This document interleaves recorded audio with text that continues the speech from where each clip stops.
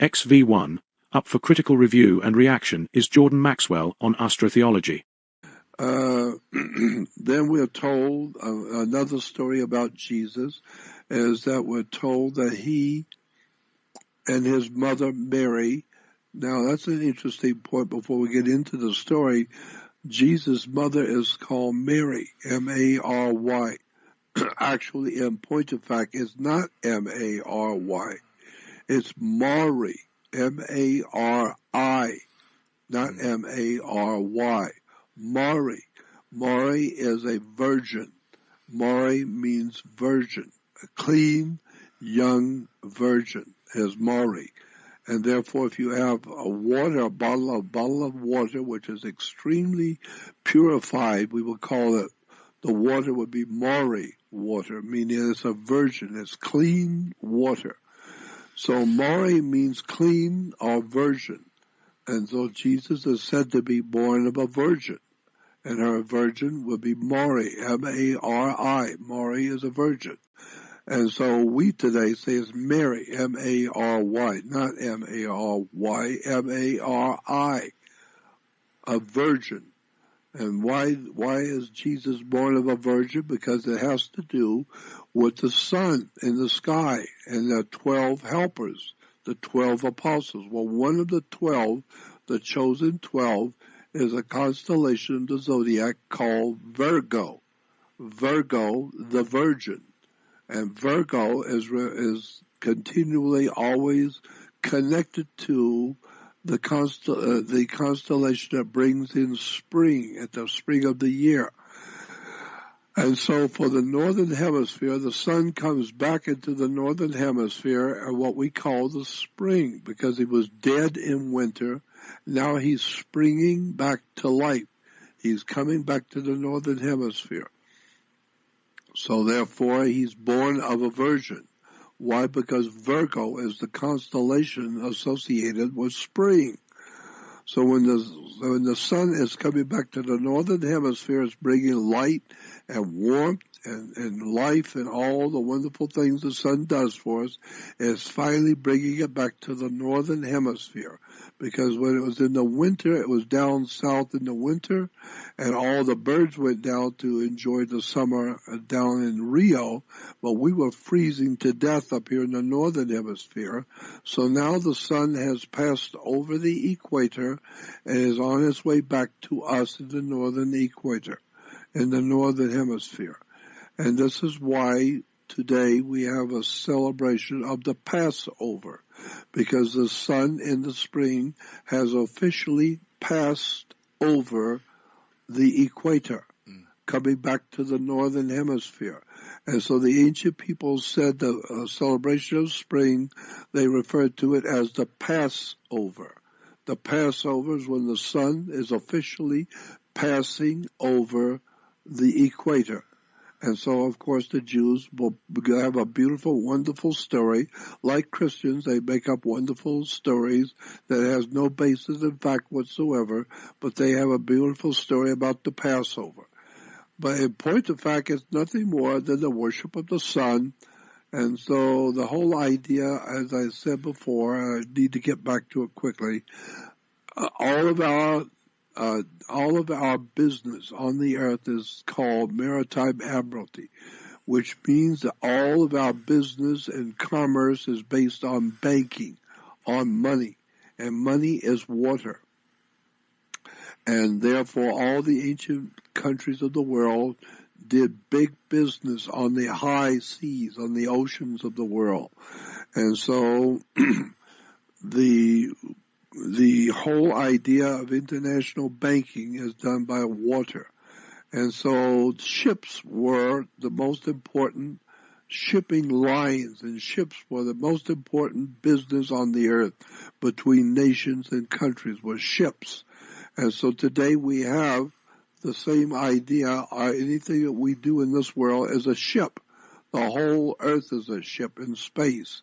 And so you have a dealership, a scholarship, a marksmanship, a friendship, and you have something called a citizenship.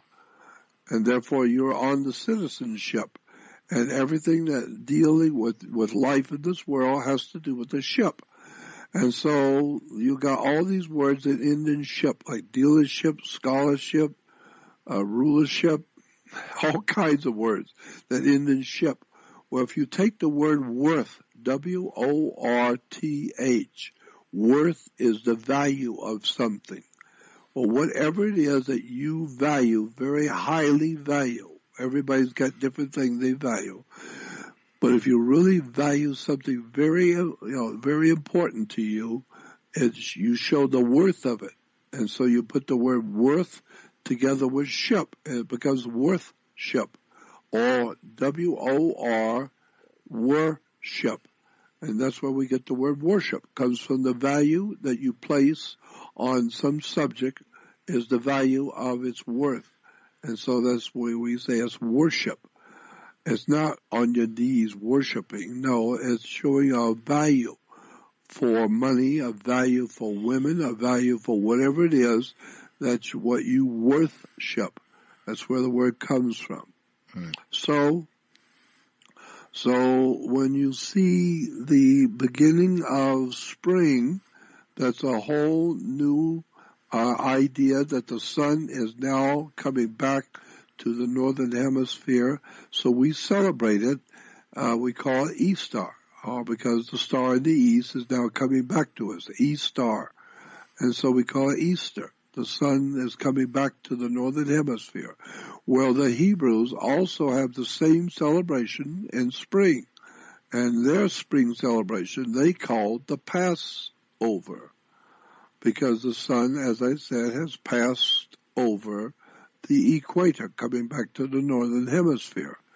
But the synagogues will make sure the rabbis have all these wonderful stories about why it's called the Passover. There's all kinds of wonderful stories, but the bottom line is it's always in the beginning of spring, and of course the Christians have the same worship of what we call spring or the Passover. But of course Christians can't celebrate the Passover. That's Jewish.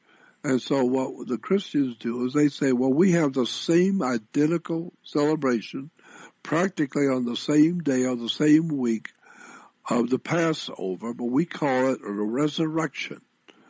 Well, yes, the sun has resurrected from the death of winter, coming back over the equator. So we say it has passed over the equator, or resurrected. God's Son has been resurrected. And so Christians today go out at 4:30 in the morning on Easter morning.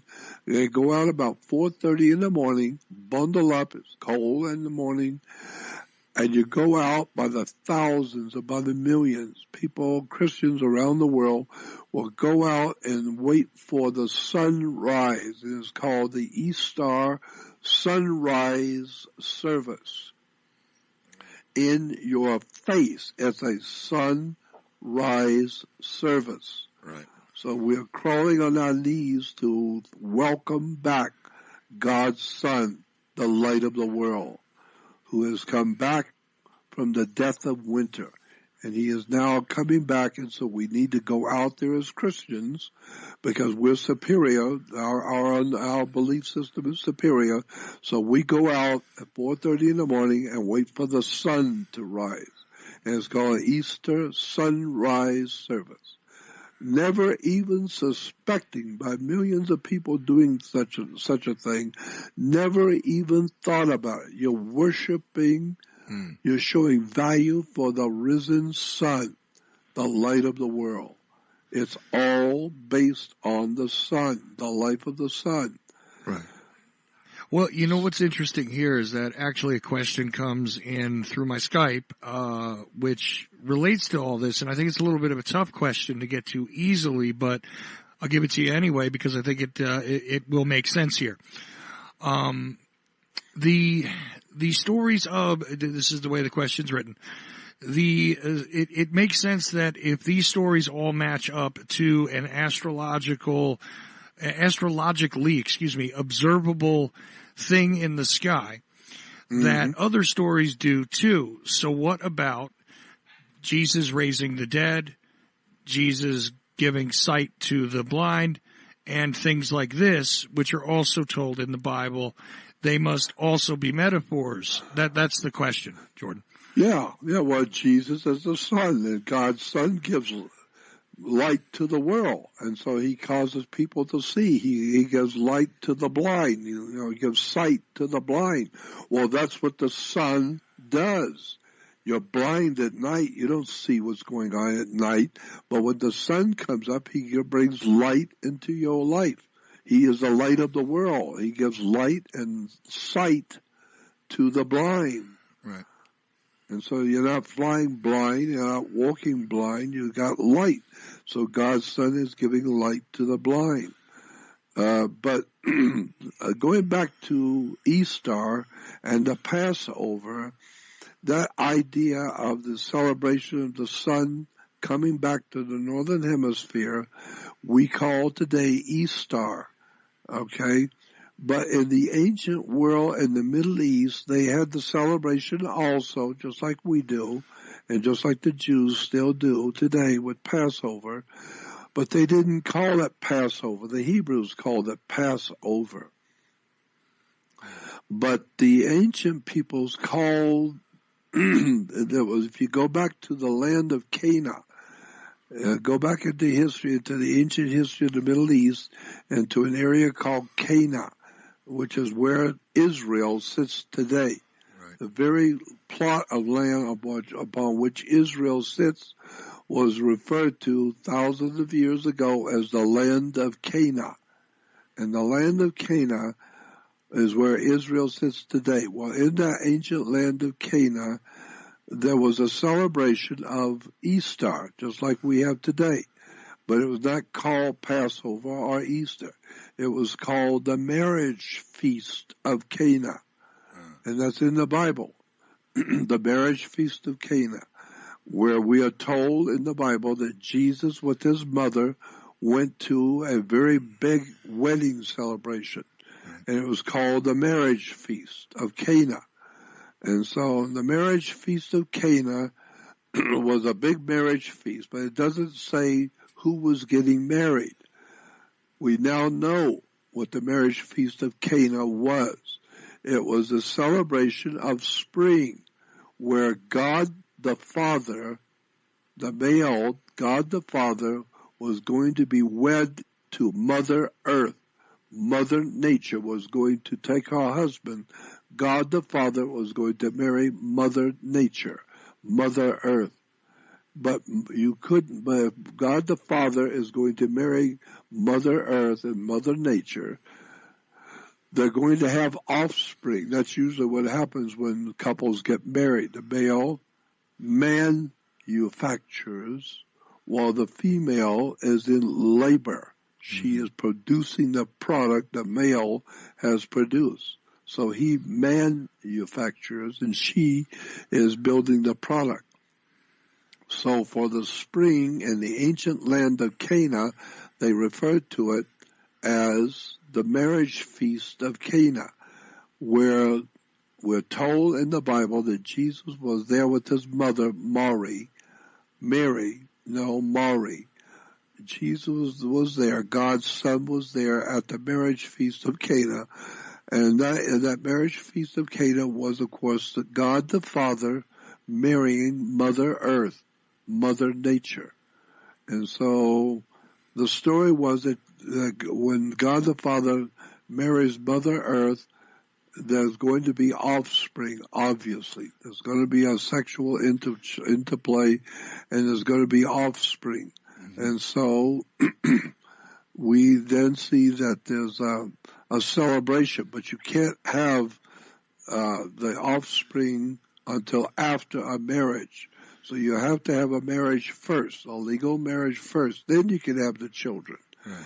And so the idea is that God the Father is going to marry Mother Earth, Mother Nature, and she's going to have offspring.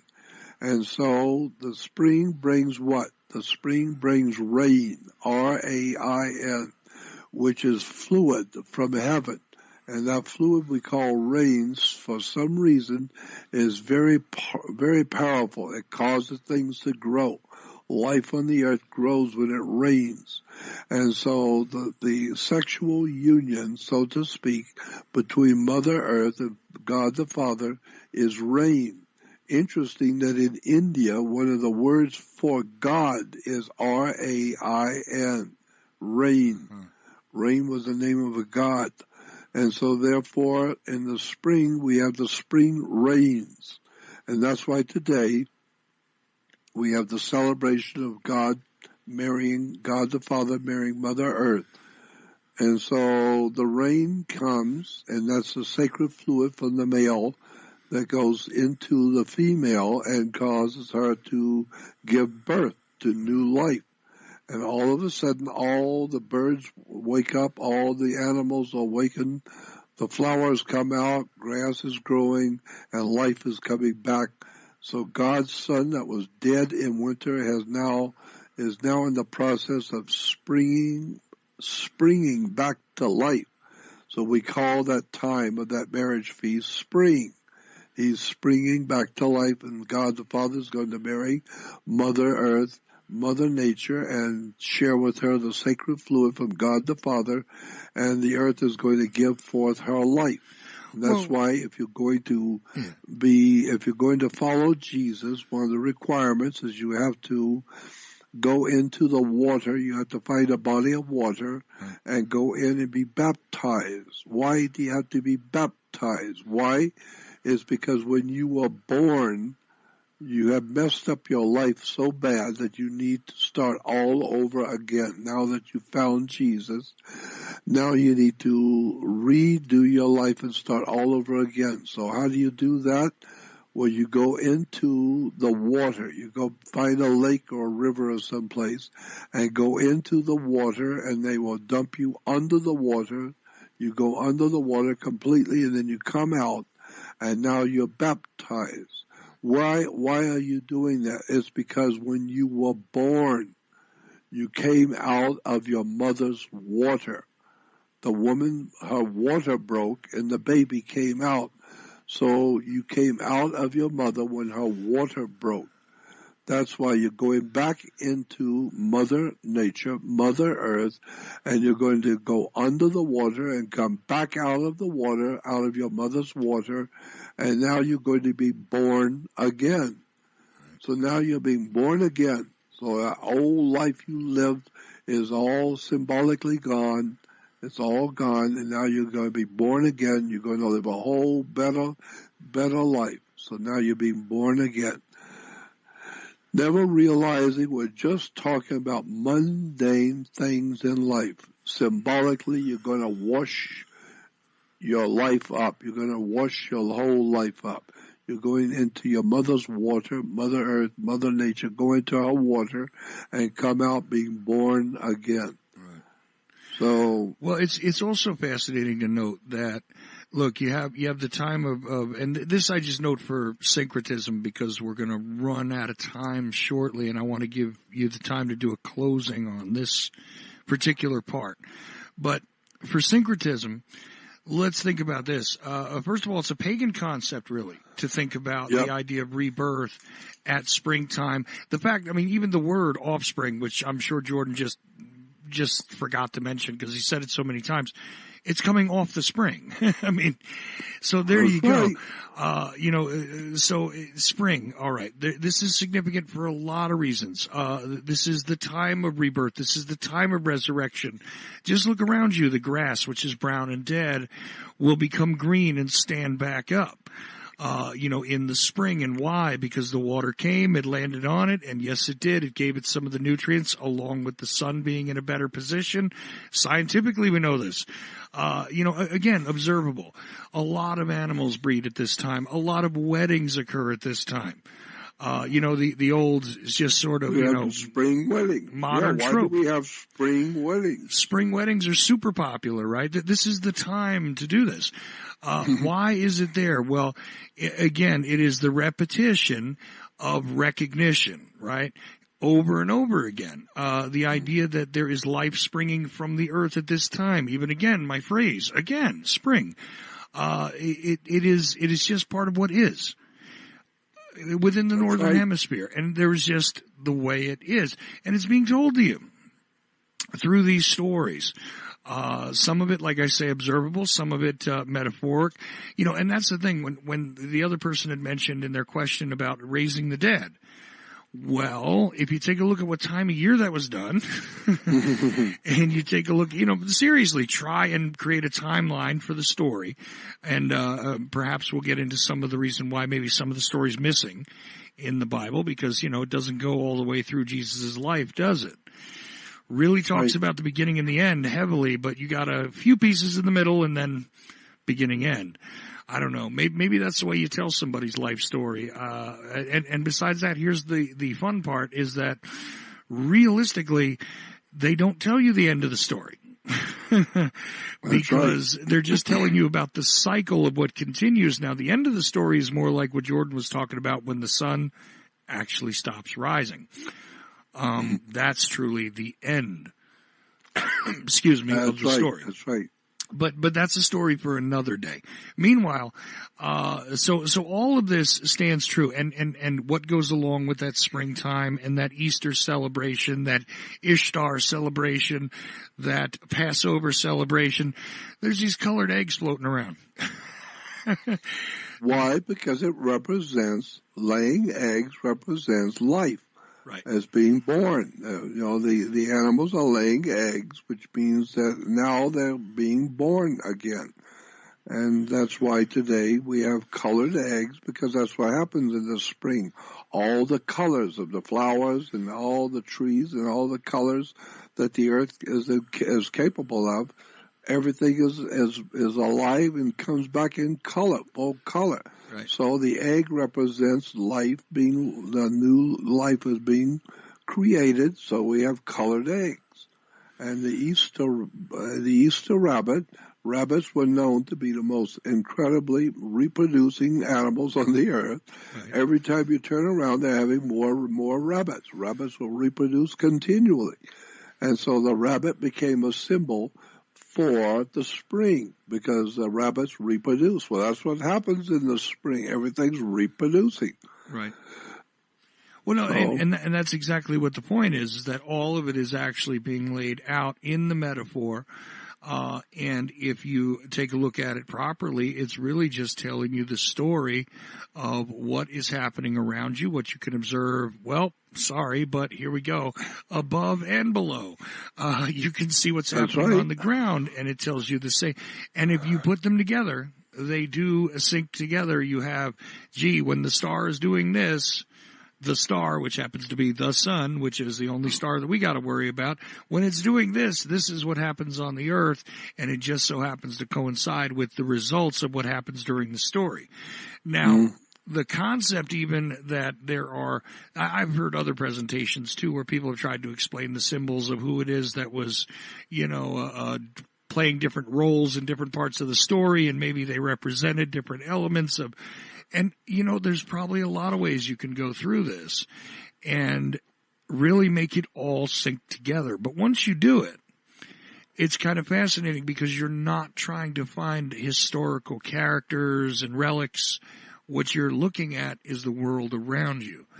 And again, I think that one of the best places to go to continue to do that is to go over to JordanMaxwellShow.com. That is Jordan's website. That's the only one that's his. As I said earlier, and I won't keep repeating myself ad nauseum, but as I said earlier, the Research Society is over there. I advise you join it. I'm a member of it. One-time fee over there to do that. You can get a lot deeper into this topic, which, believe it or not, synchronizes with all those other topics.